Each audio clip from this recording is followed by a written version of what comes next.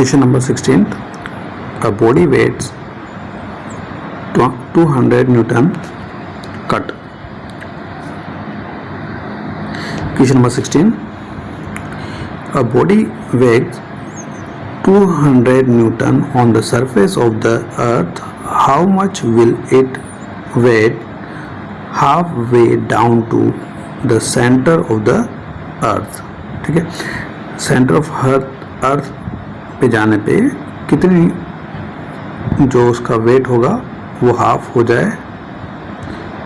How much it will weigh half way down. Cut. Question number 16. A body weighs 200 newton on the surface of the earth. ठीक है कि एक body है जिसका wait जो है अर्थ सरफेस पे 200 न्यूटन है. How much will it weight half way down to the centre of the earth. इसका वेट कितना हो जाएगा जब ये अर्थ के सेंटर ऑफ द अर्थ जो है ना, वहाँ पहुँच जाए, उसके हाफ में पहुँच जाए. तो अगर हम लोग अर्थ को यहाँ पर कंसिडर करें, इसका रेडियस आर कंसिडर करें. ठीक है, तो ऐसा कहा है कि यहाँ सेंटर से ये सेंटर पॉइंट यहाँ पे सरफेस से ये हाफ पॉइंट पे पहुँचने में, ठीक है, हाफ पॉइंट को हमने यहाँ पे डी से डिनोट किया हुआ है. ठीक है, या फिर हम लोग इस डिस्टेंस को क्या लिख सकते हैं, d equals to r by 2. Radius के हाफ पे अर्थ के सेंटर पे पहुँचने से हम लोग को क्या करना चाहिए, आधी डिस्टेंस पे. तो डी की value d will be r by 2. ठीक है, सेंटर से हाफ पे इसका वेट कितना हो जाएगा वो हमें फाइंड आउट करना है. ठीक है, चलिए न्यूमेरिकल देखते हैं. तो यहाँ पे हम लोग को पता है कि हम लोग अगर अर्थ के सरफेस पे बात करें और यहाँ पे इसका सेंटर है, इसकी रेडियस आर है. ठीक है, अगर हम लोग इनसाइड द अर्थ मूव करते हैं इस तरह से, तो उस केस में अगर डी डिस्टेंस तक जाते हैं तो हमारा ग्रेविटेशन जो होता है वो कुछ इस तरह से होता है, G dash equals to G into 1 minus D upon capital R. Capital R जो है अर्थ की रेडियस होती है. ठीक है, तो ये हमारा फॉर्मूला होता है. इस फॉर्मूला को हमें यूज़ में लेना है. तो हम क्या करें, इस फॉर्मूला में दोनों साइड मास से मल्टीप्लाई करते हैं तो हमारा वेट आ जाएगा. तो weight will be m g into 1 minus D upon r. Clear. यहाँ तक अभी हमने कुछ चेंज नहीं किया. अब हमें इस न्यूमेरिकल को सोल्व करने के लिए ये फॉर्मूला यूज में लेना है. ठीक है, चलिए अब हमें पता है कि जो बॉडी है उसका वेट जो है वो कितना है, 200 न्यूटन. तो हमारा जो फॉर्मूला था अभी हमने देखा, m g dash will be equals to m g into 1 minus D upon r. ठीक है, तो यहाँ पे हमारे पास जो वैल्यूज़ गिवन है, एम जी की वैल्यू गिवन है वो कितनी है, 200 न्यूटन. एंड और कौन सी वैल्यू गिवन है हमें, डी की वैल्यू गिवन है आर बाई 2. ठीक है, तो ये वैल्यूज़ को यहाँ पर रिप्लेस कर देते हैं. तो ये कितना हो जाएगा, 200 into 1 minus r by 2 divided by r. तो यहाँ से कैंसिल आउट होने के बाद इसको सॉल्व करेंगे तो कितना आ जाएगा, 200 इंटू 1 माइनस 1 बाई 2. तो ये कितना हो जाएगा, 100 हो जाएगा. तो एम जी डैश की वैल्यू कितनी मिलेगी, 100 न्यूटन. ठीक है, तो ये 100 न्यूटन हमारा आंसर होगा. तो चलिए देखते हैं. देखिए यहाँ पे 100 न्यूटन हमारा आंसर आ रहा है. तो हमने कहा m g dash will be equals to 100 newton. तो फोर्थ ऑप्शन जो होगा वो हमारा करेक्ट आंसर होगा. ठीक है, फोर्थ जो हमारा ऑप्शन है वो करेक्ट आंसर होगा. Clear.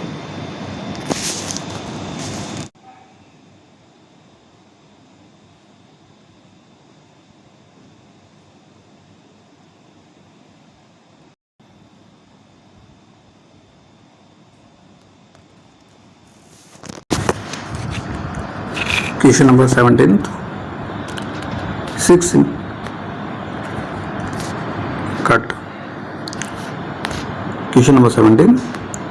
6 similar bulbs are connected as shown in the figure with a DC source. ठीक है, 6 सिमिलर बल्ब्स को हमने DC सोर्स से कनेक्ट कर रखा है EMF is capital E and zero internal resistance, इनका इंटरनल रेजिस्टेंस की वैल्यू क्या है, जीरो है, ठीक है। Next, the ratio of power consumption by the bulbs when, first point, all are glowing, ये सारे 6 बल्ब जो हैं यहाँ पे आप देख रहे हैं, ये सब के सब क्या करने चाहिए, ग्लो करने चाहिए फर्स्ट केस में, ठीक है। Second, in the situation, second situation की बात करते हैं, in the situation when 2 from section A and 1 from section B are glowing, ठीक है। अब सेकंड में कहा है कि सिर्फ 2 बल्ब फर्स्ट से और 1 बल्ब जो है वो सेकंड से, बी से ये ग्लो करने चाहिए, ठीक है, बाकी के एक इनको बंद कर दें। तो इस केस में जो पावर कंजप्शन होगा दोनों ही केसेस में, ठीक है, P1 और P2, उनका रेशियो क्या होगा, ऐसा न्यूमेरिकल में पूछा गया है, ठीक है, क्लियर। चलिए, तो हम लोग को पता है, पहले तो हम लोग बात करें पावर का फॉर्मूला जो होता है ना, पावर होता है, इसको हम लोग लिखते हैं I²R, ठीक है। और इसके अलावा हमारे पास पावर का जो फॉर्मूला होता है उसको हम लोग लिखते हैं V²/R, ठीक है ना, और पावर होता है VI के इक्वल, ठीक है। तो अभी हम लोग के पास जो वैल्यूज़ गिवन हैं वो है EMF की वैल्यू और रेजिस्टेंस की वैल्यू, ठीक है। रेजिस्टेंस की वैल्यू को हम लोग कैलकुलेट कर सकते हैं, करंट नहीं गिवन है तो हम लोग ये फॉर्मूला यूज में लेंगे, ठीक है। चलिए, तो सबसे पहले हम बात करें फर्स्ट केस के लिए। फर्स्ट केस में हमसे कहा गया है कि ऑल बल्ब्स आर ग्लोइंग, तो हर बल्ब जो है वो ग्लो करेगा। तो उस केस में हम लोग जो फिगर ड्रॉ करेंगे रेजिस्टेंस का, वो इस तरह से मान लेते हैं। तो यहाँ पे हमारे पास सेम बल्ब्स हैं, ठीक है। तो फिगर कुछ इस तरह से ड्रॉ करेंगे हम लोग, ठीक है। तो यहाँ पे हम लोग मान लेते हैं ये पॉइंट ए मान लेते हैं, यहाँ पॉइंट बी मान लेते हैं, और इस तरह से हमारा फिगर जो है वो ड्रॉ होगा। सभी का रजिस्टर हमने कहा सेम बल्ब में है, तो हर एक रजिस्टर बल्ब का रजिस्टर जो है वो कैपिटल R मान लिया। ये सेगमेंट जो है सीरीज में है, पैरेलल है, और ये भी पैरेलल है, ठीक है। तो इनका रिजल्टेंट फाइंड निकालना है। तो रिजल्टेंट जो होगा वो क्या होगा, इस सेगमेंट का होगा पैरेलल की वजह से R/3, और ये भी कितना होगा R/3, ठीक है। अब फर्स्ट केस के लिए जो रिजल्टेंट है उसको R1 मान लेते हैं। R1 विल बी, अब इन दोनों का जो रिजल्टेंट होगा वो क्या हो जाएगा, वो हमारा हो जाएगा इस तरह से। इसका फिगर ड्रॉ कर लेते हैं, चलिए। तो अगेन हमारा जो A और B के बीच में रिजल्टेंट होगा वो कुछ इस तरह से होगा, ये A, ये B, ये हो जाएगा R/3,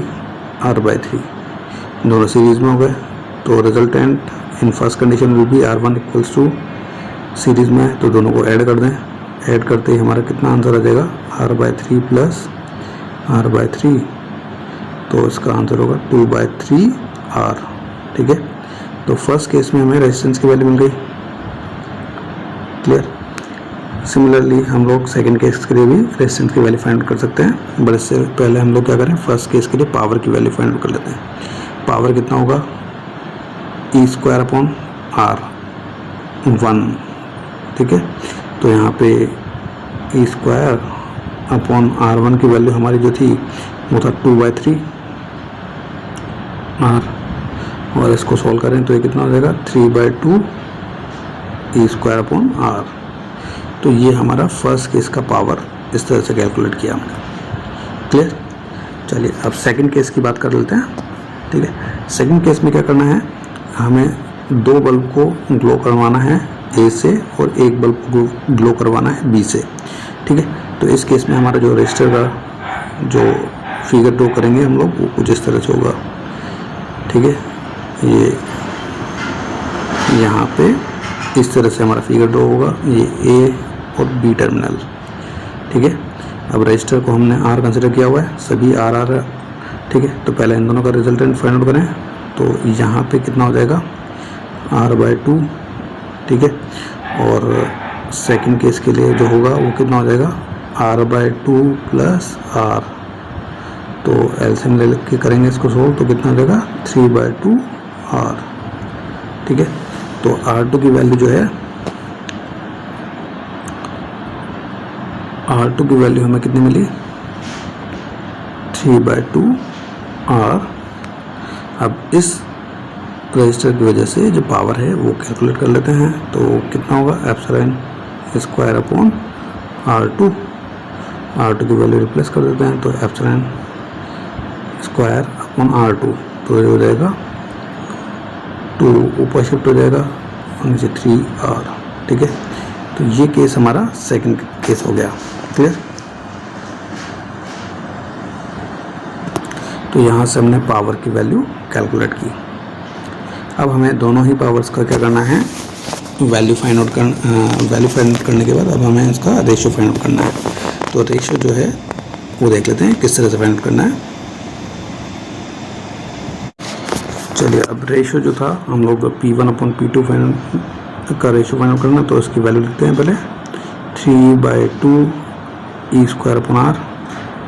ठीक है, तो इसका रेशियो हमें पावर 2 से निकालना है, तो इसकी वैल्यू कितनी थी 2/3e²/r। ठीक है, ये वैल्यू कैंसिल आउट हो जाएगी।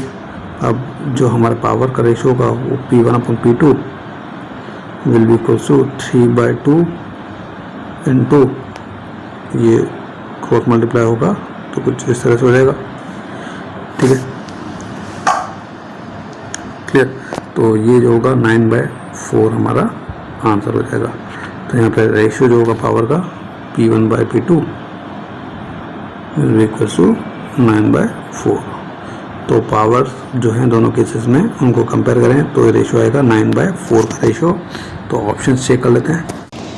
तो यहाँ पे आप देख सकते हैं ऑप्शन जो है ना, सेकंड ऑप्शन वो हमारा करेक्ट है। 9/4 जो है हमारा वो आंसर है।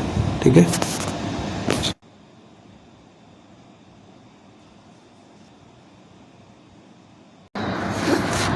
Question number 18th number question को देख लेते हैं। For a P type semiconductor which of the following statement is true. तो यहाँ पे हमें ट्रू स्टेटमेंट फाइंड आउट करना है। फर्स्ट स्टेटमेंट देख लें, electrons are the majority charge carriers and trivalent atoms are dopants. ये रॉन्ग है। क्यों? क्योंकि जो हमारा पी टाइप सेमीकंडक्टर होता है, जैसे नाम से पता चल रहा है हमें पी जो होता है यहाँ पे पॉजिटिव चार्ज कैरियर जो होते हैं वो मेजॉरिटी में होते हैं। तो हम लोग देखते हैं number of holes is always greater than number of electron. ठीक है, और ट्राइवेलेंट जो इम्प्योरिटी है वो हम लोग यहाँ पे यूज में लेते हैं, ट्राइवेलेंट। ठीक है, ट्राइवेलेंट यूज में लेते हैं। ठीक है, तो फर्स्ट ऑप्शन तो रॉन्ग हो गया। ठीक है, सेकंड ऑप्शन चेक करें, the holes are the majority charge carriers, बिल्कुल सही। ठीक है, एंड ट्राइवेलेंट इम्प्योरिटीज एटम्स हम लोग यूज में लेते हैं। ठीक है, बिल्कुल करेक्ट। तो हमारा आंसर सेकंड करेक्ट आंसर होगा। थर्ड ऑप्शन में चेक कर लेते हैं, holes are the majority charge carriers, yes. Pentavalent impurities को हम लोग यहाँ पे यूज में नहीं लेते, तो रॉन्ग हो गया। लास्ट और फोर्थ ऑप्शन चेक कर लेते हैं, electrons are the majority charge carriers, wrong. तो हमारा जो सेकंड ऑप्शन था वही करेक्ट है। ठीक है, तो ये हमारा करेक्ट आंसर होगा।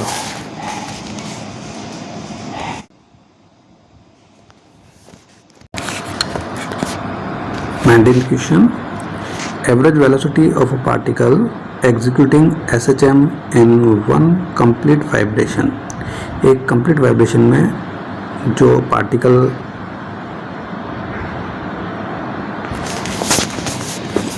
कट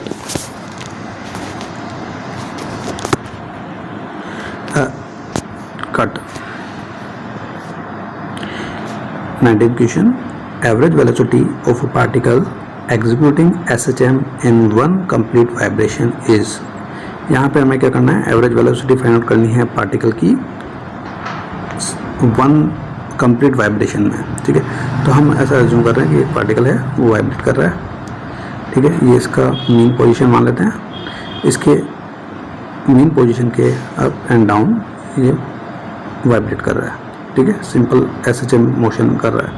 तो यहाँ पे जब ये अपवर्ड डायरेक्शन में जाएगा तो मैक्सिमम एम्पलीट्यूड कवर करेगा, तो उसको हमने कहा पॉजिटिव। ठीक है, और डाउनवर्ड डायरेक्शन में जाएगा तो नेगेटिव एम्पलीट्यूड डायरेक्शन को यहाँ पे कंसिडर करें तो नेगेटिव एम्पलीट्यूड होगा, है ना। तो दोनों ही केसेस में एम्पलीट्यूड मैक्सिमम होगा बट डायरेक्शन जो होगी वो अपोजिट होंगी। तो हम लोग को पता है जो v average velocity find out करें तो क्या होता है, displacement upon time, displacement upon time. ठीक है, तो डिस्प्लेसमेंट जो यहाँ पे होगा वो क्या होगा, एक तो पॉजिटिव डायरेक्शन में है और एक क्या है, नेगेटिव डायरेक्शन में। ठीक है, तो अपॉन टी करें तो ये कितना हो जाएगा, 0। तो v एवरेज जो होगा हमारा, ठीक है, वो कितना हो जाएगा, 0। तो यहाँ पे हमारा 0 जो ऑप्शन होगा वही हमारा आंसर होगा। तो देखो 0 जो है वही हमारा आंसर होगा। ठीक है,